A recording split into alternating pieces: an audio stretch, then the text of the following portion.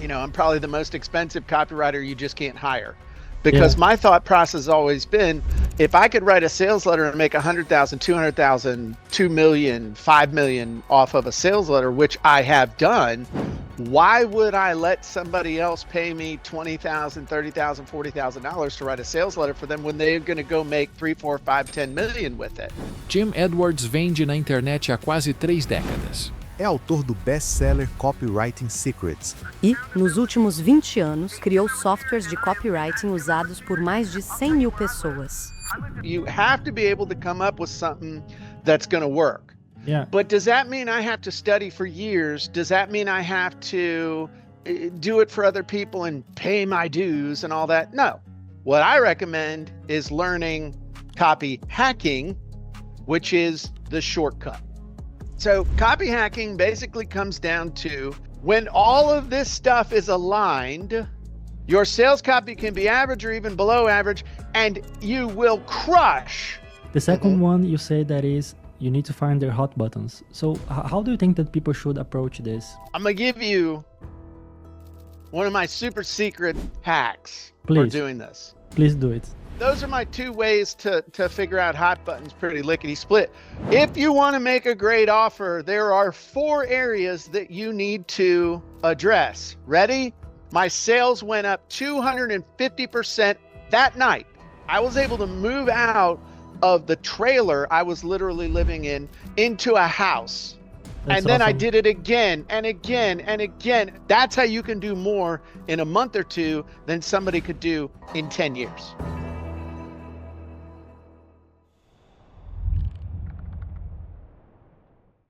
Fala pessoal, sejam bem-vindos a mais um episódio do podcast Segredos da Escala, que é o podcast do VTurb. Caso tu não conheça o podcast Segredos da Escala, a gente traz pessoas aqui que já escalaram suas ofertas, já escalaram seus negócios, para que tu que tá em casa assistindo aqui o podcast consiga pegar 1, 2, às vezes 3 dicas, caso, na hipótese do podcast ser bom, aplicar no teu negócio e escalar ele também.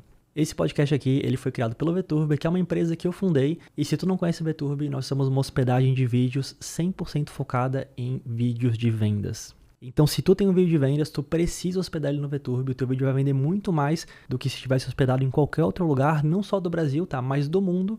E é por isso que hoje as maiores empresas do mundo de marketing direto usam o VTurb e confiam na nossa tecnologia, que é uma tecnologia brasileira, para aumentar a conversão dos seus vídeos de vendas. Então, se tu ainda não é cliente do VTurb e gostaria de testar, tem esse QR Code aí na tela que tu vai ter 14 dias de graça para testar o VTurb, sem falar também em 15% de desconto durante 2 meses, assim que tu se tornar cliente. Ou então é só clicar no primeiro link aí da descrição aqui desse podcast, que também vai estar lá essa promoção, beleza? Mas agora, sem mais delongas, bora pro nosso episódio. Jim Edwards, thank you so much for being here, man. I saw you, I met you, not met you, I heard about you the first time from your Copywriting Secrets book. And I was studying a lot of Russell Branson, and then there was this guy in the book, Jim Edwards, and I thought, okay, who's this guy? Because I actually thought that I had studied everyone when it comes to copywriting, like Gary Halbert, Gary Benson, Eugene Schwartz, all these guys, but I never heard of you. So it's really cool. I read a little bit about your book, and now I'm talking to you, so it's really an honor to be here. And the first question, Jim, that I have for you is for the few people that don't know you, and they want to know you. Can you tell me who are you and what do you do right now, so people can get a little bit a better view of you? That's a really, well, first of all, to even be mentioned like in the Gary Bencivenga or Eugene Schwartz or Gary Halbert especially, who was kind of a very interesting character, is very flattering. Who am I? I'm a guy who had something to sell back in the 90s, like before you were born. And I went on the internet and I realized that just putting something up on the internet wouldn't make it sell. I had to learn the words that would make people buy, try, click, sign up, or call on the phone. And so I embarked on this journey of figuring out how to write copy, but I did not set out to be a copywriter, and I certainly didn't set out to be where I am now. Yeah. And, I tell everybody that, I'm probably the most expensive copywriter you just can't hire, because my thought process has always been, if I could write a sales letter and make 100,000, 200,000, 2 million, 5 million off of a sales letter, which I have done, why would I let somebody else pay me $20,000, $30,000, $40,000 to write a sales letter for them when they're going to go make 3, 4, 5, 10 million with it? So it just I never wanted to be a copywriter for other people. In fact, I don't even consider myself a copywriter. I consider myself more of a copy hacker. Yeah. Because I'm all about the shortcut to getting the result in order to have the sales message done, get the ad done, create the marketing content. Now I have a pretty diverse background in that I got a degree in history, which qualified me to do nothing other than teach history or go into 100% commission sales. But it did teach me how to write, how to form an argument. Yeah. Then I went into 100% commission sales, where if you can't sell, you can't eat. So you get real good at looking at people, sizing people up, taking cues, trying different gambits and phrases and hooks to try and keep people's interest. And if you notice, a lot of the really good sales copywriters have been in commission person-to-person sales. Yeah, of course. Gary Halbert used to talk about that. He used to say that copywriting is salesmanship in print. So exactly, if you can get a job like selling, like real one-on-one, person-to-person, you can get way better at copy. But I never did that. Maybe that's why I'm bad. Nah, I'm sure you're great. So thank you. The point is, where am I now? I'll compress that whole history. I'm somebody who has sold a lot, failed a lot, figured out a lot of stuff. I wrote my book, Copywriting Secrets, to help people where I was 30 years ago, who had something to sell, but didn't know how to sell it. And they didn't want to learn copywriting, and they didn't want to become a copywriter, and they either weren't willing or weren't able to pay an expensive copywriter. Yeah. And so that's where my book came from my direct experience. That book is all my experience baked into that puppy. Yeah. And so where I am now is I help people with my software platform. I developed original platform back in 2006, modified it, had a software that sold over 100,000 people into it with another company. We don't really push that anymore. And I've got my new platform now that has AI baked into it. So I've actually been developing copywriting software for almost 20 years. Whoa, that's really interesting. That's cool. So, yeah. So you just said something that's so interesting. I don't even know if people in the audience noticed it, but you just said that you wrote a copywriting book for people that don't want to learn copywriting. So that's really interesting, yeah. And you also say that you don't consider yourself like a copywriter, but a copy hacker, because you can always find like these shortcuts. So what are exactly this thing that you said, like copy hacking? What is this, and what are these shortcuts that you talk about? So I'll take 2 seconds to explain what copy hacking is. All right. We'll take a couple minutes. So what is copy hacking? Well, copy hacking is kind of like taking an exercise pill, not an exercise pill, a diet pill. Back in the 80s, there was this thing called Dexatrim. It was speed. Now it's illegal. Then it was a diet pill. But basically, it's kind of like, think about this. Nobody wants to work out, but everybody wants a 6-pack abs and a sexy body. Of course. No one wants to go to the gym. Yeah, that's me. But there you go. You're young. Your metabolism's still working. So what you got to do is figure out, how do I create the salesman? And it really, what you need, what we're talking about here are sales messages, ads, and then marketing content. And that is basically everything from video sales letters to full-length sales letters to Facebook ads to blogs and video scripts and YouTube scripts and all that stuff. You have to be able to come up with something that's going to work. Yeah. But does that mean I have to study for years? Does that mean I have to do it for other people and pay my dues and all that? No. So copy hacking basically comes down to knowing who you are and how that's relevant to the person that you're targeting.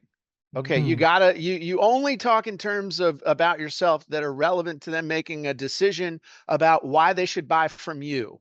okay. The second thing you need to do is define clearly your ideal customer avatar.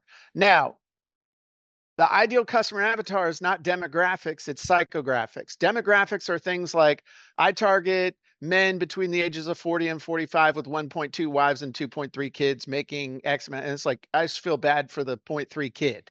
I mean, and demographics never sold anybody. Yeah. Demographics help you identify people. They help you find people on like a platform or something like that. But what you need to know are their hot buttons. Because if I know what makes you react, if I know what makes you emotional, then I know how to sell you. Because people buy an emotion and they justify on logic. So Jim, all I have to do is, yes. can you give the audience an example of, for example, maybe what is a common hot button in a certain market? For example, maybe weight loss, so people can have more of a feel of what you mean. So a hot button might be fear of your spouse leaving you because you're fat. Yeah. That's a hot button. A hot button is a fear. It's the thing like all the greats talk about. If you really want to sell somebody, know what wakes them up in the middle of the night in a cold sweat. Not what's mildly annoying, but what wakes them up in the middle of the night going, holy crap, if I don't solve this, my wife's going to leave me. My kid's going to end up a stripper. I mean, my dog's going to bite me. Yeah. Everything, I'm going to lose my house. That kind of stuff. Yeah.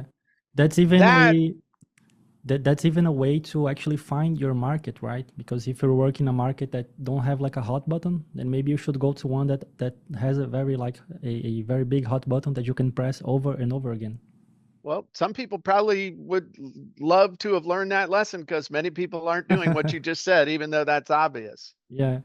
So you got to know who you are and where it makes sense for you to go after stuff. Okay. It doesn't make any sense for me to go after or people that are going through menopause, even though half the people on this planet will go through menopause. Yeah. I can't sell a menopause product. Okay. Of course. So I got to have the hot buttons. Then the third part is you got to have a really great offer. And your offer can be either an offer stack, which is all the stuff they're going to get, or a call to action, which is an invitation to the next process. Okay. So the next step in the sales process. So what are you selling? You got to know that. It's got to make sense to the person you're trying to sell it to, and it's got to make sense that you're the one selling it. Yeah. And I know this sounds really obvious, but most people screw this up. Yeah. And so when you have this level of everything just making sense, then the last part of copy, I'm just going to fix something here. Just give me a sec through the magic of this board that my wife was like, you don't really need that. I said, honey, I really do need this board. This is amazing. Of course you do. So yeah, I got to have all the toys. The last part of copy hacking is what we call frameworks. Mm. And a framework is like the framework of a video sales script, a sales letter script, an email script, an ad script. Every single successful piece of copy can be taken back to a framework. And a framework is different than a template because a framework is a methodology that's baked into getting a specific result. So a framework can contain a template, but the bottom line is there are frameworks for ads that work. There are frameworks for video sales letters that work. Yeah. So like a framework for a sales letter is problem, agitate, solve. Okay. And introduce problem, make the problem worse, then introduce a solution. Now, there are other frameworks that actually work better. So there's problem, agitate, eliminate, solve. Ooh, what's that? That's something new. Here's the problem, make it worse, pull the rug out from under them of all the things that they think will solve this problem, then introduce the solution. Wow, that's a framework that works better. So, but by learning a framework and applying all this stuff to it, here's the dirty little secret. Are you ready? Yes. When all of this stuff is aligned, your sales copy can be average or maybe even a little below average. But because everything makes so much sense, your offer's spot on. It ties right into their hot buttons. It makes sense that you're offering it and you're using a framework that makes somebody's brain go, yep, yep, yep, yep, I'll take it. Your sales copy can be average or even below average, and you will crush somebody with the perfect sales letter where one of these is out of alignment. And most people's stuff, one of these 4 pillars is out of alignment. Yeah, I got it. Yeah. Just a question, Jim. So from what I just got from your little presentation over there, first of all, you need to know who you are and if it makes sense for you to sell what you're selling. Otherwise, people will find it strange. Then you need to know what gets them motivated to buy, which is like the hot buttons. Yep. Then after you need to have a really good offer that people actually want to buy in the first place. So that's the third scenario. And then after that, you need to put all these things into a framework that you know that actually works, because then you don't have to guess what you're doing. You just put it there. And then if the framework works, it will probably work for you too. And then you'll make money. This is what I got from your Bob. What is this? What? My board? Yeah, that thing over there that you just said. Buy, try, click. Buy, try, click, sign up, or call / Zoom. Those are the only things that you can get somebody to do. The only purpose of copy is to get somebody to buy, try, click, sign up, or call, or jump on a Zoom. That's it. Yeah. That's all they can do. And so when you understand that, and you're like, oh, this copy don't make no sense because I don't know what I'm supposed to do. But you see how lining all this stuff up simplifies everything. Yeah, of course. Yeah. I just have one question, which is, what tips do you have for people to actually find out about all these 4 pillars, to actually discover them? For example, the first one, I think people will understand because who you are, you actually need to sell something that you know about. As you said, you can't like sell menopause stuff because you're a man. Yeah, I mean, you can. Thank you for noticing. You didn't misgender me. Yes, I'm a man. I didn't. Hey, you say that we should not talk politics. That wasn't politics. Yeah. Okay. Anyway, before we go down the rabbit hole of we'll pause that there. Okay. So how do you figure out who you are, like who you are and how it relates to what you sell and what you should offer? This is the key. Okay. It's real simple. So when I decided I was going to jump into the world of online sales, this will let you know, this was a while back, brother. Okay. Yeah. I'm going to show you some. This is a relic. This is a relic. You see this as selling your home alone. Whoa. I wrote a book that I started selling on the internet, but I tried to get it published. Couldn't get it published, threw it in a drawer. Dude, don't even know if you know what this is. See this package, which I sold on the internet. Do you know what that is? Of course. What is that? That's here in Brazil, we called a video cassette, maybe cassette tape, or maybe I don't know how to say VHS cassette tape, man. Exactly. So I was selling this thing in a clamshell with a VHS tape, and this was the book. This is the only surviving copy of the book that I went down and had made at Kinko's. Sold that for $100 online. Whoa. And the reason why I could do that was because I had been a mortgage broker. I had been a real estate agent. So what I was doing was I was reaching back and I was helping who I used to be back in the day. So I had to sell 2 houses without an agent, and I was able to do that in 30 days at the same time. That was the story that I used to sell it.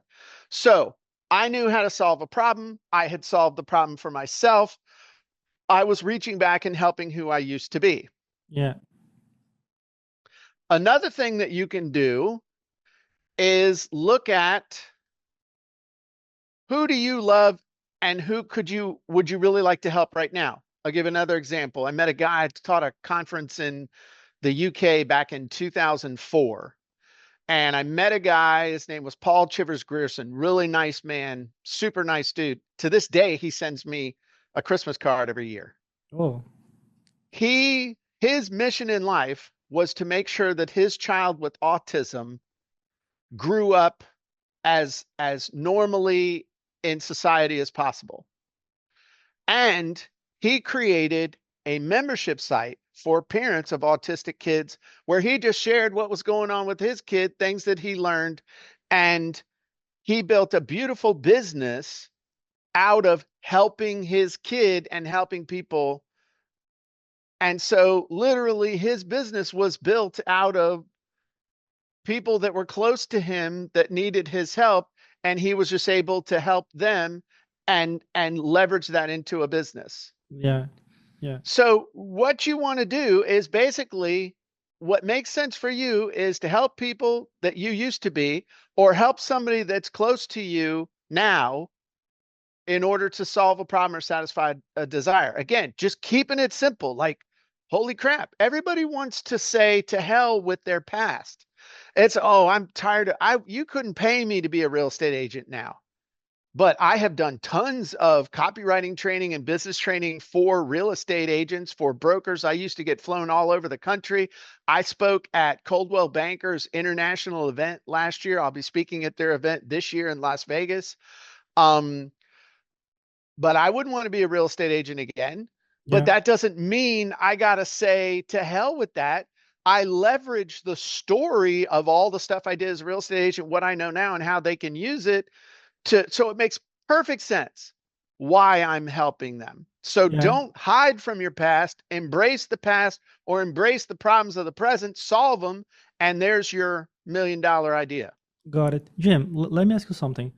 Pessoal, antes de seguir com o episódio aqui de Segredos da Escala, dá uma olhada nisso aí que vai aparecer na tela. Isso significa que 58% de vocês aí que assistem esse canal ainda não são inscritos. Esse número já foi bem maior, então eu fico feliz, tá, que a gente está progredindo. Porém, a nossa meta é chegar em apenas 50%. Então, se tu gosta do podcast, tu quer apoiar a gente de alguma forma, cara, clica aqui embaixo e se inscreve. Isso ajuda a gente bastante, porque o nosso conteúdo ele consegue entregar para mais pessoas, a gente consegue crescer como canal. E aí eu consigo trazer o convidado que tu quer que eu traga e fazer as perguntas que tu quer que eu faça. Então, clica aqui embaixo e se inscreve no canal do VTurb, beleza? Obrigadão. What problem do you see for... Like for example, if someone just hires maybe a doctor or something in a subject that he doesn't really care about, but he wants to make money, for example, maybe weight loss, and he just hires this doctor to talk about some weight loss solution, and then he creates like a webinar or a VSL out of it, and then just start running this and making some money. Do you think that's not the optimal? I mean, do you see any problems with that, or how do you see it? So there's a bunch of different layers. I'm just gonna address the one. Yeah, of course. Can the guy make money? It depends on how good the USP is. You know what USP is? Unique selling proposition. What's the differentiating factor that makes somebody want that thing? If you can come up with a good enough USP, then you'll make money for a while. But especially in a competitive market like that, where the mechanism is what's being sold. So, 20, 30 years ago, the first big one that came out was Atkins. Atkins diet was like the big thing. Now you got keto, you got sort of keto, you got carnivore, you got paleo. I think you got redneck deep fried. I mean, whatever the problem with the mechanism though, and what I mean is the mechanism is the thing, the secret sauce, is that mechanism can be stolen and will be duplicated really quickly. Yeah, it happens a lot. Yeah, of course. Oh, instantly. I have a lot of these problems here on Twitter because people, they steal someone's mechanism, and then the owner comes to me and says, "Hey, this guy stole my copy," and then we have to take it down. And yeah, it's a Yeah. complicated. But even then it doesn't, you can't stop them. Yeah, you can't. Yeah. Here is a lesson that everybody needs to learn.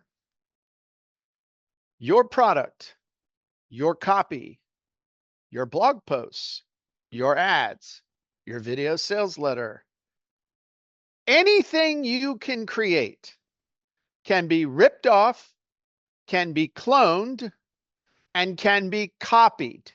Yeah. And if it is successful, it will be. It will, well, of course. Yeah. What is the one thing in your marketing that cannot be ripped off, cloned, or otherwise duplicated? I would say yourself. Brother, you are absolutely right. It's two things. It's you and your story. Yeah. Your story is unique to you. Now, some chucklehead could You could pretend lie, to yeah. be you, I guess, but Yeah. I mean, they could lie, but that ultimately it comes out. But Yeah. when I tell the story of okay, absolutely true story. I wrote my book. I tried to get it published. I got rejected by more than 40 different publishers. I just stopped counting at 40. It took me 4 years to write the book. I threw the book in a drawer. I kept all the copies that I paid to have done. Ran into a guy at homecoming in 1997. He was doing some stuff on the internet. I said, "Do you think I could sell my book on the internet?" He was totally unqualified to answer that question, by the way. But he said, I think he was half drunk. He said, "Sure, you could sell your book on the internet." And then I embarked on a 4-year journey of trying to figure out how to sell my book on the internet, creating a big sticky site, generating tons and tons of traffic. And then I was exposed to the idea of a one-page sales letter. I was taught a framework, and I was taught a real loose framework, but I was ready. And so I was at a conference. I didn't have any money to go to the bar. So I took that framework, went into my hotel room.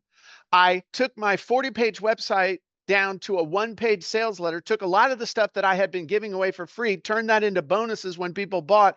My sales went up 250% that night. Whoa. My sales increased 250% overnight. It went from a money hobby to that little website made enough money to pay for a house payment, 2 car payments, and the electric bill. I was able to move out of the trailer I was literally living in into a house. That's And then I awesome. did it again and again and again until people were like, "Hey, could you show me how to do this?" And then that became 7-day ebook, which became 33 days to online profits, which became mini site creator, which became all the stuff to where I came to today. Yeah. Nobody can take my story. I've had everything stolen from me over the years as far as just people duplicating and cloning. And if they ain't copying you, you ain't doing anything really worthwhile, is what Yeah. I've learned.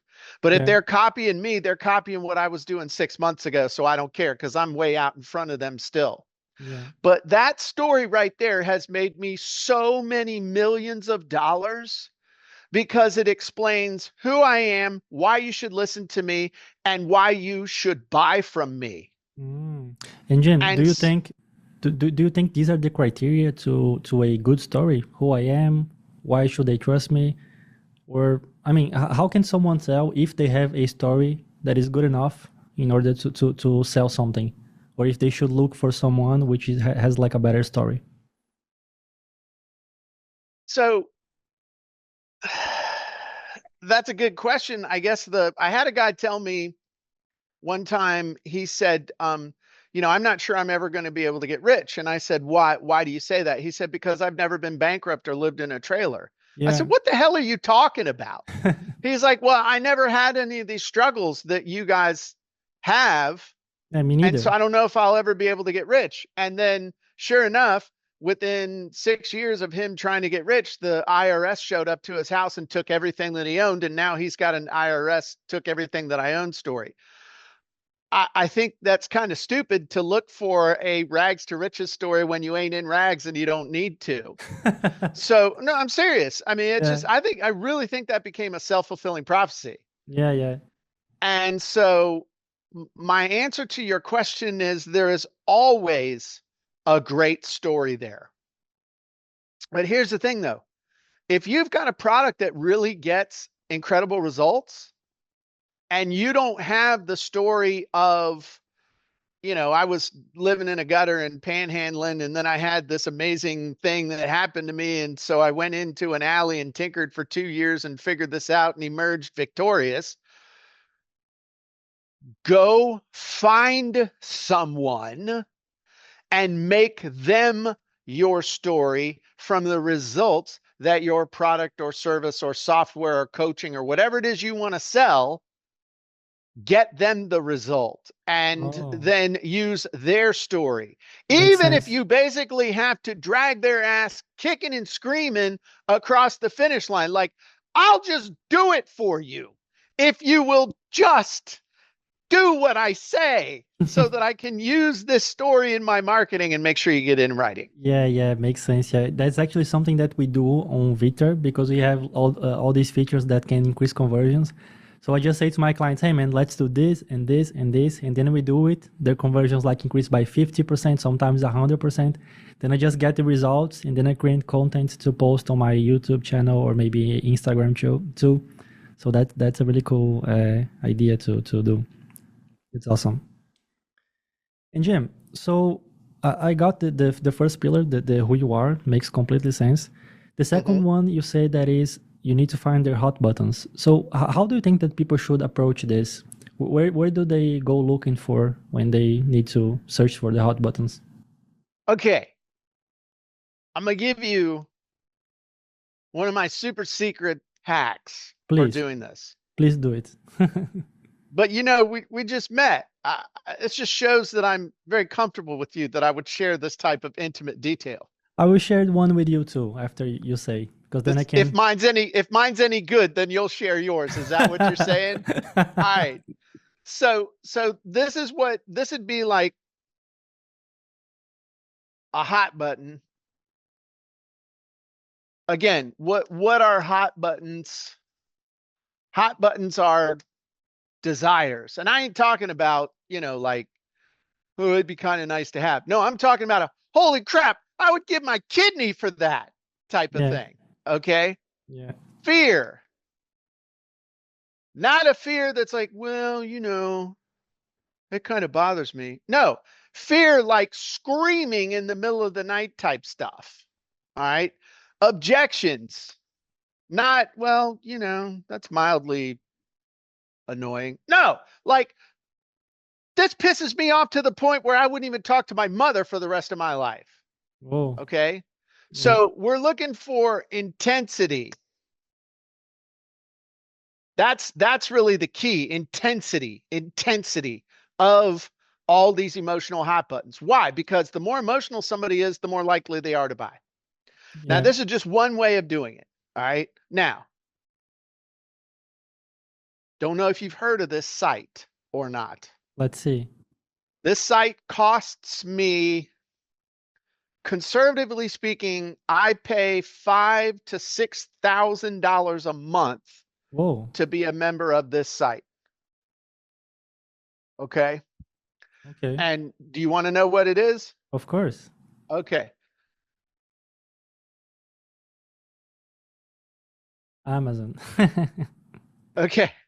This costs me $5,000 to $6,000 a month because every dollar that comes in through my computer from my business, my wife's out there ordering crap up on Amazon to be delivered to the house. Yeah, mine too. She does the same thing. We call the UPS guy who, when he brings us, we call him the Amazon man. All right. So here's the thing. Have you ever tell me, when you buy something from Amazon, I'm just going to say, this is typically what I do. All right. I look something up and I put in a keyword search, and then I see the stuff come up and I look at the picture. And then after I look at the picture, I look at the number of stars. And then if it's the picture looks right and the stars look right, then I'll click on the thing and go to the page for it. And then I'll read the description, and then I will go read some of the reviews if I'm still not sure. Is that kind of the way you do it? Of course, yeah, same thing. Yeah. Okay. So here's the thing. If you want to know people's hot buttons, look at the reviews, but you look at the reviews differently. The 5-star reviews are going to tell you the things that people are excited about, that it's satisfying their desires. So, oh, I loved it. It had this and it enabled me to do this and it was cool. I mean, you got to dig through it. Okay. Yeah. Some of them are just fanboys and fangirls. When you get down to the ones, Duels will let you know some of the hot buttons for people because they're pissed off that the hot button that made them buy the thing, it wasn't there. Yeah. Okay, now hot button, oh, well, we're probably talking about a feature or something like that. What does that feature mean? What does it mean that they're bitching about something? They're looking for convenience, not frustration. They're looking for something that's going to solve their problem, not create additional problems. This is the problem it didn't frickin' solve. Yeah. Okay. Yeah. So looking at those, and then if you look at the ones in the middle, those are the ones where you can actually really get some good information, because the 5 stars are a lot of times they're fanboys. The 1 stars a lot of times are bitter know-it-alls who just hate the frickin' world and feel empowered by giving something a 1-star review. Yeah. But the ones in the middle are the ones where they'll tell you the one thing that was missing. And when they tell you that one thing that's missing, that's the most important thing to them in a lot of cases. Now, you're not going to go read 3 reviews and magically solve the whole thing. But you go through, see something that's got 100, 200, 1,000 reviews, and then you can skim through. Okay. The other thing on Amazon that they'll do is they got that, I don't forget what, but basically they'll show you like the keywords associated with this. Yeah. A lot of times that, it's down at the bottom near the reviews and all that stuff. That will have hot buttons in it as well. Triggers. Yeah. So that's one way of doing it. Another thing you can do is go, and then we'll keep going, because now I'm giving you 2. So I'm going to be expecting you to, give me 2 really good tips. Oh, but I only have 1. Well, you better make it twice as good as mine then. So you can go talk to people. Go talk to people who are in your target audience. Yeah. And literally just interview them. And like, what about current products out there do you really like and that are amazing? What does that do for you? And there's a little exercise around here. We call it why-area, but it's kind of like a 5. Do you have any kids? No, not yet. Oh, you're in for a treat. How do you say why in Portuguese? Por quê? Okay. Papa, por qué? Por qué? Por qué? Por qué? Por qué? About the 5th why, you're like, cállate. That was Spanish, in case you didn't know what that meant. But it works for Portuguese too. Yeah, it's the same thing. But you ask, why does that matter? Why does that matter? Why is that important? Why does that bother you? Not, like a freaking CIA interrogation, but that why question forces them to go beyond the obvious and get to the emotional. And once I've got that emotional stuff, dude, it's all over but the crying, because all I have to do is just plug it into a framework that I know works and have it read pretty well. And I'm way better than somebody who hired some $50,000 copywriter who is just going to basically be asking you a bunch of questions because they know nothing about your customer. And even if they go do a whole bunch of research, they're not going to know your customer better than you should know your customer. Yeah. And a lot of times it's funny, if you've ever hired a copywriter, what will end up happening is They ask you a crap ton of questions, go back, do their thing, and they come back with a crap ton more questions, then they go do their thing. And then when they give, hey, look, I got your sales letter done. Where's my check? You're like, holy shit, this is all the stuff I just told them. Yeah. I could have just written this myself. Yeah. You're right. Of course. You could have hacked it together yourself. Yeah. So anyway, those are my two ways to figure out hot buttons pretty lickety split. What is your secret, my friend? Actually, my secret, it's like I don't know how to say that in English, the junction, the fusion, I don't know how to say that, but it's a little bit of the interview and a little bit of Amazon. Because one thing that I found, it's really, really cool, really, really interesting when doing research. To me, is by far the best method when I do research for my copywriting projects. I mean, when I used to do that, right now I'm the CEO of Episódio, so I don't do that anymore. But there are some books that our prospects, they write about themselves and they post it on Amazon. And in these books, they tell you everything that you could possibly want to know about them. So for example, I used to have a skincare brand here in Brazil. And then there's a book on Amazon that's called Face It, What Women Really Feel as Their Look Changes. So this is an amazing book, and then it tells you everything that a woman goes through when her looks start to become like older, when the first wrinkles start to appear, and then they say like the normal stuff, and then they go also in the emotional stuff. How does these problems manifest in their daily lives? What have they tried to do to solve this? And I find it really interesting because if you interview someone, it's really cool. You will get a lot of information from them, but they actually wrote a book about it. And I mean, you also wrote a book, so you know all the effort that goes into it. You need to write it and then reveal it and then keep reviewing it until you get the voice right. If you feel that is not good enough, you write again. So they spend, I don't know how much time they spent, but let's say 1 year writing a fucking book that they will give you, telling you all their secrets, like what keeps them awake at night, what do they really want, why do they want it, all their fears and everything.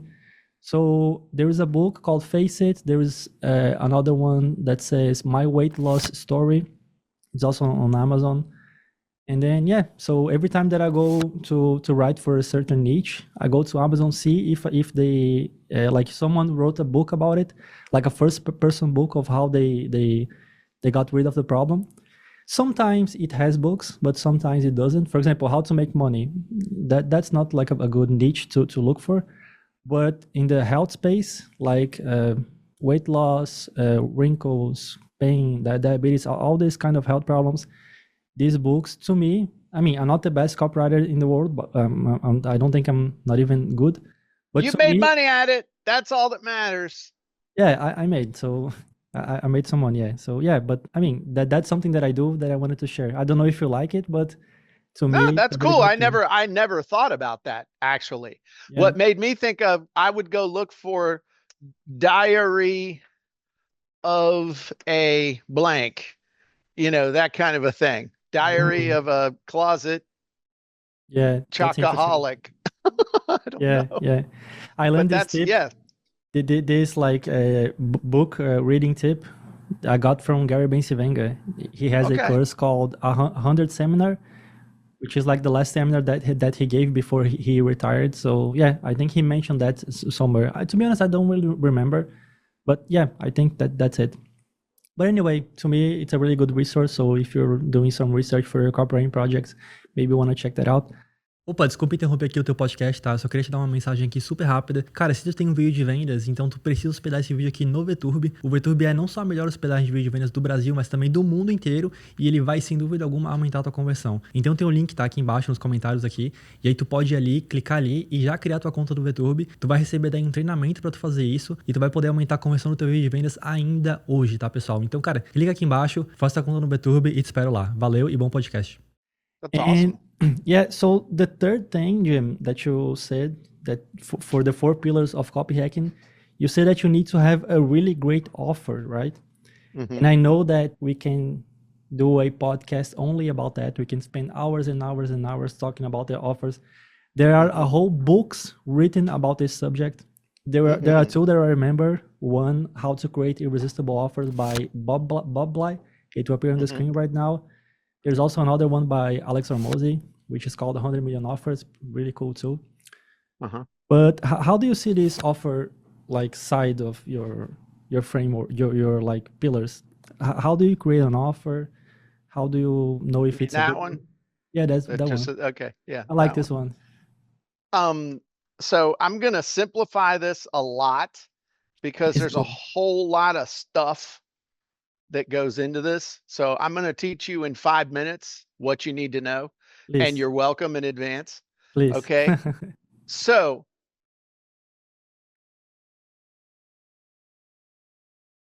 I just got to get my I gotta get my teaching aid. It's like I'm creating my slide that I would normally have ready. Okay, so an offer in and of itself is a promise. An offer is a promise specifically to help somebody get a result so that they can achieve an outcome. So my promise is I'm going to show you how to build a massive email list so you can have a rabid, hungry audience ready to buy anything you ever release or promote. Yeah. Pretty good promise. Yeah. The offer stack equals what you get. See, because you can make the same offer, but you can have a different offer stack. You can have a bunch of different offer stacks with the same offer. So my offer stack for that thing I just said, I've got an ebook on how to build a list. Or it could be, I've got a masterclass, 5-part masterclass on how to build the list. Or I've got a 90-day hands-on coaching intensive on that, where we're going to walk you through everything and provide all the tools. What's the difference between all of those? It's the level of value. What do you put into an amazing offer? What you put into the offer is all the stuff that they think they're missing in order to achieve that result or get the outcome so they can achieve get the result so they can achieve the outcome. Because there's a difference between a result and an outcome. Result, I have 1,000 people on my list now. Outcome, I have a tribe that will buy my shit. Okay? Yeah. Nobody gets excited about having a list. Nobody pops out their mama's chute when they're born holding a CSV file with 100,000 users with their first name, last name, and email address. Yeah. Okay? An email address doesn't mean anything, but the outcome of having an email address is power, sex, freedom. Well, maybe people will buy your stuff, whatever you want to interpret it. Okay? Yeah. If you want to make a great offer, there are 4 areas that you need to address. Ready? Knowledge, skill, resources, and support. I don't know how to get this result, and I don't know how to do, I don't know what I need to do it. I don't have the skills to do it. I can't do it. Okay. Yeah. I don't have the resources. I don't have the thing. I don't have the things I think I'm going to need. Resources usually come down to time, money, or something. And then support. Adults never like to get lost. Adults never like to feel like they could get lost. So they need to know there's somebody there that they can call 911 or to hold their hands and pull them out of the ditch. Yeah. So you got to figure out what they need to know. And it goes back to the hot button stuff and the other stuff that, like, they'll tell you what they need to know or what they feel like they don't know, because you know what you got to teach them. Yeah. But then also this helps write the copy that you can address. Hey, you don't need to know this. If you know this, then you can do this, because I'm going to teach you this, this, and this, and this. Cool thing is you don't need to know how to do this and this, because I've got this and this for you. And the great thing is you don't even have to go buy this and this and this, because I'm going to supply you with this and this and this. And finally, if you run into any problems, we got your back. We've got a community, we've got 24/7 this, we've got onboarding this, all that stuff. All of a sudden, it's like, holy shit. Now, the key to the whole thing is to make an amazing offer, in the end, someone has to look at that thing that you are asking them to buy. That's a gift box, by the way, in case you can't tell. Okay. And the value has to be massively more than the cash value that you're asking for. And you said you like dollars, so that's a dollar sign, albeit a bad one. Yeah, thank you. And the value isn't just value, it's perceived value. Perceived value. Yeah. Has to be massively more than the cash value that you're asking in. But why? And here, nope, let me finish because I'm old and I lose my train of thought. I'm screwed, okay? Don't worry. And the last thing, how do you say cake in Portuguese? Bolo. Bolo? Bolo, yeah. That's Bolo? cake. Yeah. Okay, how do you say cherry? Cereja. Okay, the cereja on top of the bolo. This is the cherry on top of the cake, okay? Yeah. You got to bake into this whole thing a reason to act or buy now. Because even when you've done all this, part of your offer has to be a reason to act now. Because even with all this stuff, if you don't give them a reason to buy now, act now, the majority of them will wait. Yeah. And I'll literally tell people, here's why you should buy right now. Here's why. Okay. I have a question, Jim. You said that we need to provide a massive value. So you use this word massive. So it's actually two questions. So the first one, why is it massive? Why can't we just provide like a fair value? And also, how much is massive? Like how much can people, when can people see, okay, I already gave like a lot of value, so that's enough. I don't need to keep adding stuff to my offer. So what you're saying is, you know your stuff's good, so people should just want to buy it. Is that what you're saying? My stuff's good. They should just want to buy it. Dude, it's their money. Yeah. They don't know you. They don't care about you. What they want to do is get real value for their money, especially now that money is not worth what it used to be worth. Yeah. Okay. I remember when you don't remember this. I remember you could buy Coke, even Coca Dieta, for 25 cents. Oh. A Coke costs 25 cents, man. And how much is it car right now? costs $8,000. It's like $2 out of a vending machine. Too. It's like 8 times as expensive. My and point, you live though, in the US. is You have no idea how it is in Brazil. It's way crazier, man. Way crazier. Oh, okay. Well, then you need to move here. Yeah. It's up to you to demonstrate that value. Yeah. It is up to you to demonstrate that value to people. Not for them to see the value, but for you to demonstrate the value so that they can't help but see it. Yeah. They're hardly paying attention. They're distracted. And you're asking them to add balance to their credit card. The vast majority of times, you're asking somebody to go into debt to buy your shit. Yeah. So, can I say shit? I did. Of course. You can say whatever you want, Jim. That's up your to you. podcast. You just bleep it out. You know, what does bleep sound like in Portuguese? It's like beep. Yeah, Portuguese. Yeah. Okay. That's the same thing. Yeah. So, but you can do cash it. value.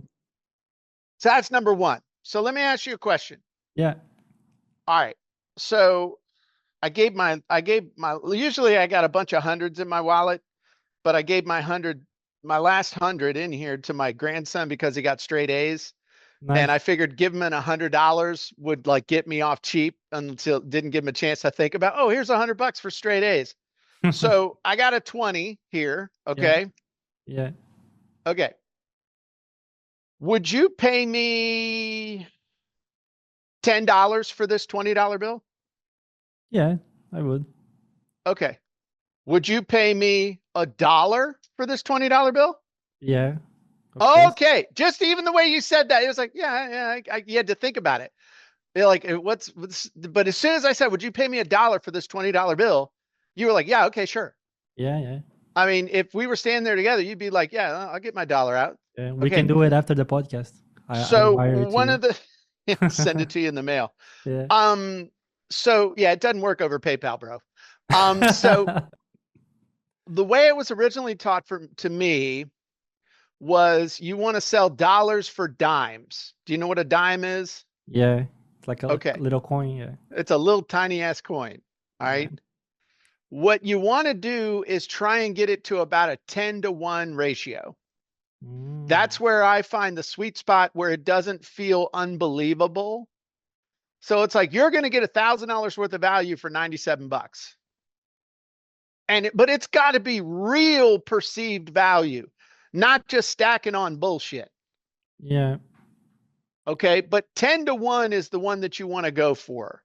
Now, obviously you're going to have to test your market and but 10-to-1 is what I'm trying to go for. Okay. 10x the value. Now I've seen some, I mean, I've got one offer where it's like 120,000, I'm trying to get somebody to spend $1,000 and I give them $120,000 worth of value. I still get away with it. Sometimes it's only $57,000 worth of value, depending on the offer stack and other things in the audience. Yeah. But yeah. Typically, if you're selling something for $100, you want to demonstrate $1,000 worth of real value. Yeah. Yeah. Usually, I mean, as you said, people need to know that it is real, right? So I think that the 10-to-1 ratio, I think it's more of an argument to make people believe that it's actually real. Right. But I mean, if you can, for some reason, I don't know, have like 100-to-1 ratio and people actually feel that it's real, then I think that you should do it, right? Yep. But also make sure there's a reason that, man, when I got the money, I'll get that. Nah, there's got to be a reason to do it now. There's got to be a reason that's so good that they're just like, screw it, dude, I got to do this. Even if it's like, I may not even use this for 3 or 4 months, but I need to buy this now so I'll have it when I'm ready. Yeah. That's a good reason. Yeah. That makes completely sense. And a lot of people don't do that. So if you're not doing like strategy, most people don't do that. Not a lot. Most people don't do it. Don't. Yeah, that's true. Yeah. So Jim, and the last pillar in your 4 pillars to copy hacking, you mentioned frameworks, right? So by frameworks, I understand a specific way to present all these arguments. Maybe like a VSL framework in a specific situation. Yes. Oh, okay. So can you elaborate on that? What is frameworks and also where people can find them? So, well, frameworks, like I said, it's basically, it's a way of assembling everything. Think about it like Legos. How do you say Lego in Portuguese? That's it, Lego. Dude, I knew that was a trick question. So I was already talking Portuguese when I asked the question, okay? But if you think about it in terms of frameworks are like Legos, they're building blocks. Every framework is made up of a building block. So this is what I use for my, this is an example. Okay, You're like, oh, what's he really talking about? Dude. No, you actually have real Legos to show this. That's awesome. Oh yeah. So these are a bunch of different frameworks. So a bunch of hot buttons. I can literally assemble this into an opt-in page. Ready? Yeah. Headline, picture, 3 to 5 bullets, an opt-in button or a register button, and then questions about the event. Yeah. That's awesome. That's cool. There you go. That's an opt-in page. That's the framework for an opt-in page. Now, where people get messed up, like with a template, that would be like how to blank without blank, new blank on blank reveals all the blank. It's like, no, dude, once you understand their hot buttons and you understand all that stuff, then the framework is, you're able to put it together. Yeah. in such a way that it creates the result based on what you want people to do. Because that's not a sales framework. That is an opt-in. That's not a sales page. You're not going to get people to pay money with that framework, but you're going to get the maximum number of people to sign up for an event using that framework. All right. Yeah. So, you know, and I'm just going to be honest with you, dude. This is my one shameless plug. Okay. All my frameworks are built into my software here at copyandcontent.ai. This is the culmination of my whole life so far. And, you know, the whole copy hacking idea and mentality and all that stuff is all baked into the software. Literally, in fact, you don't want to be a copywriter. You don't want to learn copywriting. I know it's hard. Yeah, it's hard. But if you can talk about yourself, have any level of awareness about your customer, and then we can help you put together your offer. We got AI tools unlike anything else on the face of the planet to help you be able to take all that and plug it into a framework. I was actually studying your website, the copyandcontent.ai, before the podcast, and then I saw that you have over 70 frameworks there, right? You have everything for Facebook ads, YouTube ads. I mean, you have probably more frameworks than I know what that framework is for. So that's really complete. Yeah, that's amazing.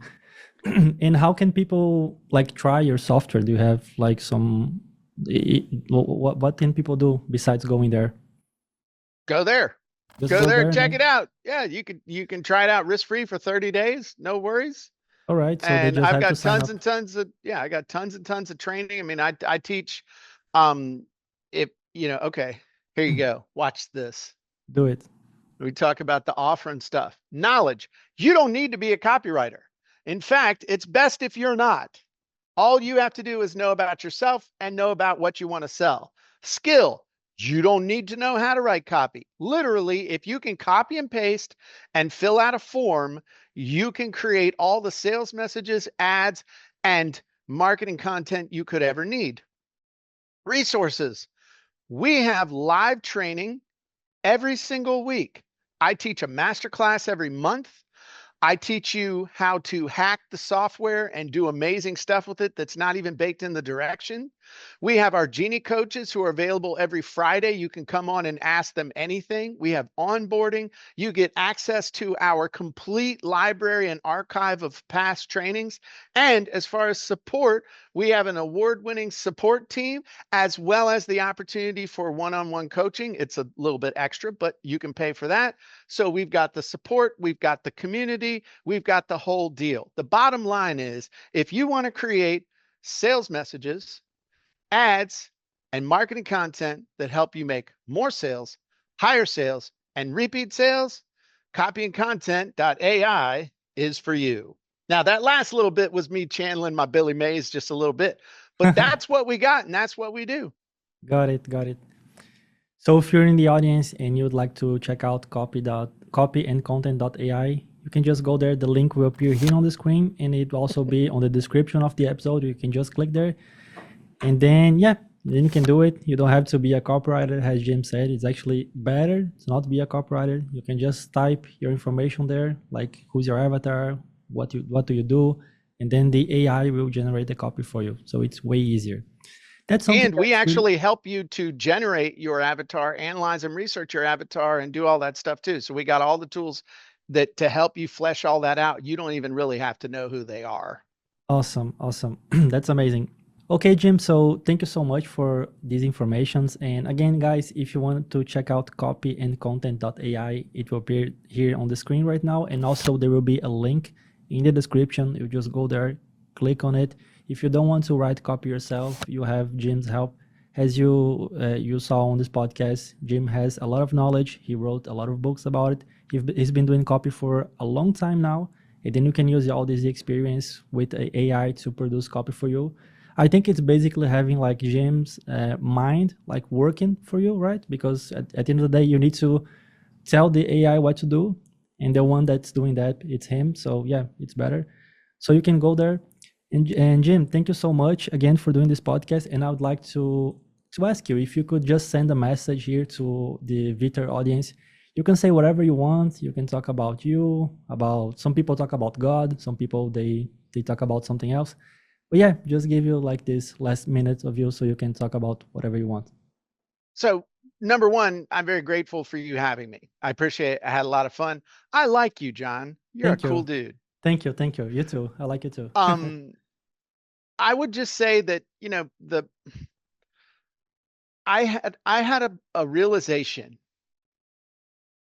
that if I was going to make it big in the world, I remember exactly where I was. If I was ever going to get rich, and I even said this to my wife, I was driving in a little Jeep with her, and I said, I don't know how I'm going to do it, but I know that if I'm ever going to get rich, it's going to be because of this internet thing. And this was back in 1997. I told her. Yeah. I had no idea then how I would do it.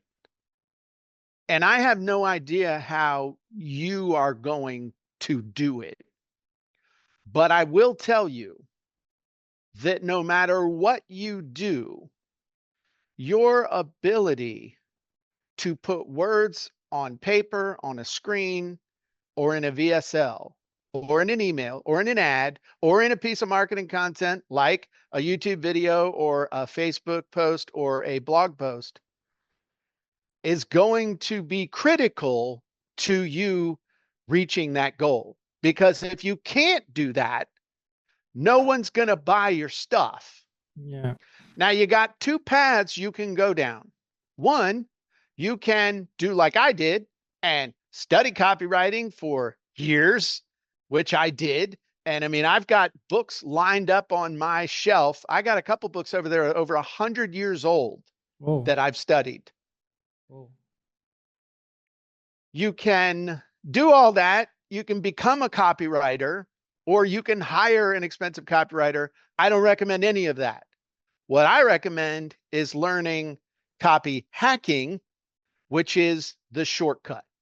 Yeah. Know who you are, know who your ideal customer is, know how to put together a great offer, and then concentrate on frameworks that will take all those things and put them into a form that just gets you the results. That's how you can do more in a month or two than somebody could do in 10 years.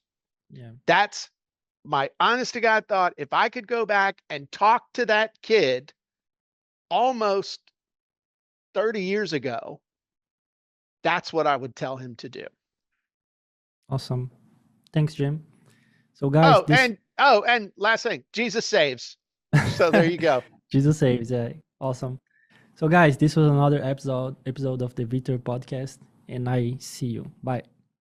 Cara, muito obrigado aí por ter assistido aqui mais um episódio do Segredos da Escala. Se tu gostou do episódio, não se esquece, tá, de curtir aqui esse episódio, de se inscrever no canal do VTurb pra tu receber aí mais episódios aí na tua caixa de entrada. Isso é muito importante pra gente, e se tu fizer isso, eu te garanto, tá, que eu vou trazer os melhores convidados aqui pra passar conteúdo pra ti, beleza? E se tu tá procurando aí mais episódios aí pra assistir, cara, eu vou deixar 2 episódios aqui, tá, em algum lugar aqui da tela aqui, dos Segredos da Escala pra tu ver. Então clica ali, vê eles, tá, assiste também, vale a pena. Grande abraço e até mais.